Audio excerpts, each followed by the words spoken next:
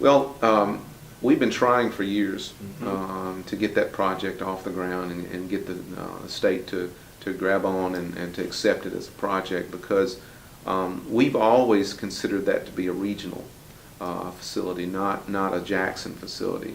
And that bypasses have kind of gotten a bad rap because of a lot of cities wanting them, and some of them being justified, and some of them, may not be justified, or may not, it may be questionable. So bypasses sort of were out of vogue.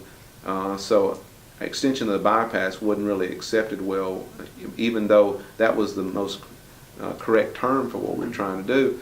But we tried to convince TDOT, and finally we're successful in that. Look, if you're traveling 45 from the south, it's a nice, great, uncongested facility till you get to here, and then you're choked down to South Highland before you can get to 45 bypass to go on, and sort of becomes that sort of choke point for traffic.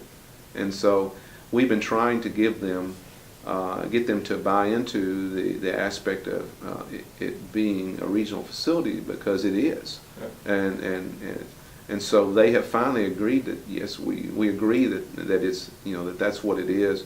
And also safety. I mean, we had a tornado that went through South Highland and basically shut South Highland down, and getting north from that part of the county and city with South Highland shut down became almost impossible.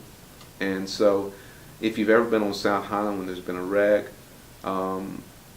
it shuts everything down, and basically then traffic can't go anywhere because there's no really good alternate route.